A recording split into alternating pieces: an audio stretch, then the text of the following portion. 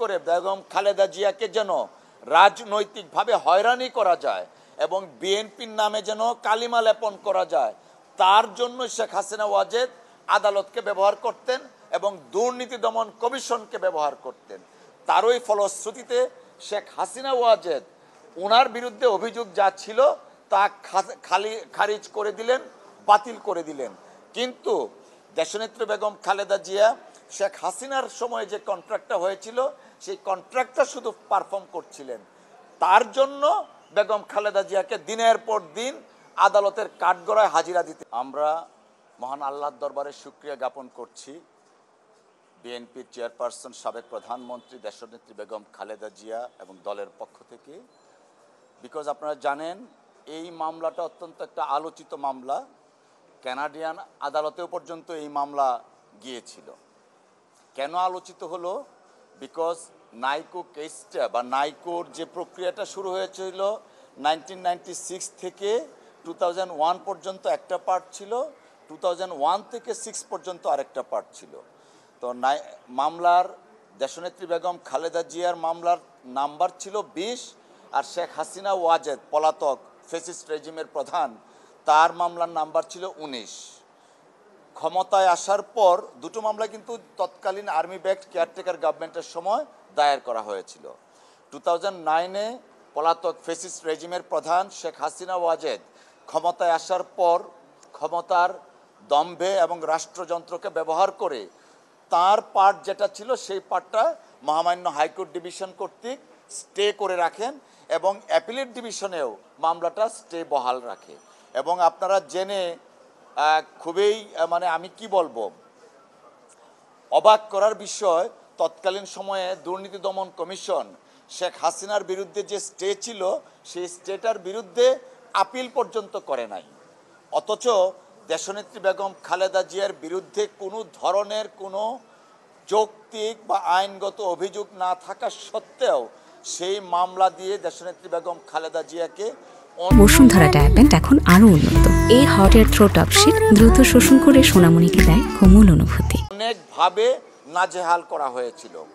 আমরা বারবার আদালতে এসেছি এবং এসে শেখ হাসিনার মামলার পার্টটা যে স্টে আছে সেইটাও মহামান্য আদালতে দেখিয়েছি, কিন্তু দুঃখজনকভাবে আইনের শাসন ছিল না এবং এটা একটা পলিটিক্যাল স্কিম ছিল, যে কারণে দেশনেত্রী বেগম খালেদা জিয়ার মামলাটা চলমান ছিল।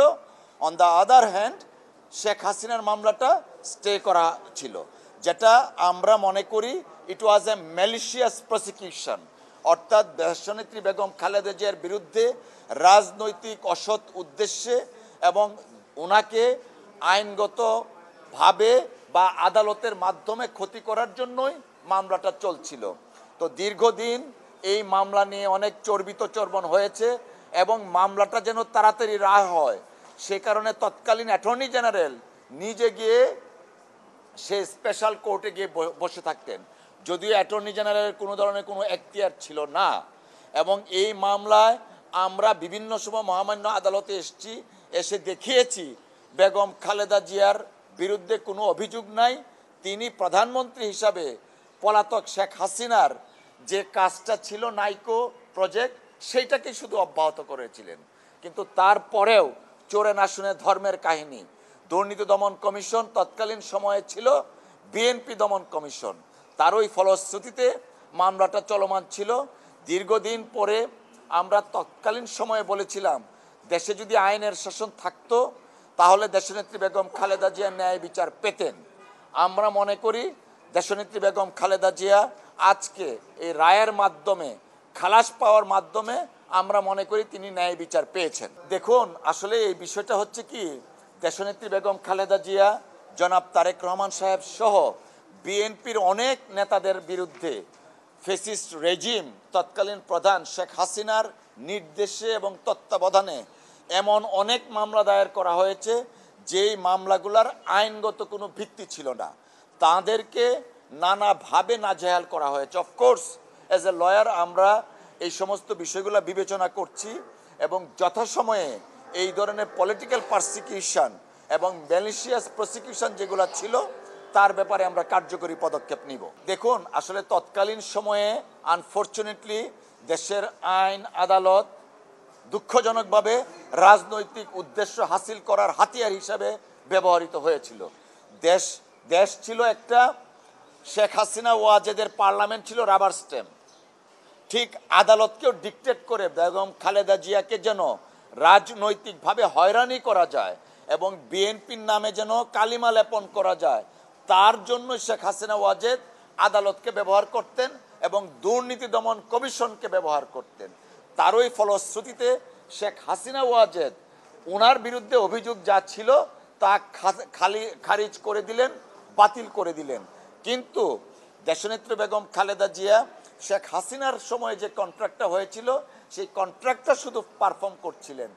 তার জন্য বেগম খালেদা জিয়াকে দিনের পর দিন আদালতের কাঠগড়ায় হাজিরা দিতে হয়েছিল এবং সেটা করা হয়েছিল অত্যন্ত উদ্দেশ্যমূলকভাবে। শেখ হাসিনার যে রাজনৈতিক স্কিম ছিল, নীল নকশা ছিল, তা বাস্তবায়নের জন্যই বেগম খালেদা জিয়াকে আসামির কাঠগড়ায় দাঁড় করানো হয়েছিল। অসংখ্য ধন্যবাদ।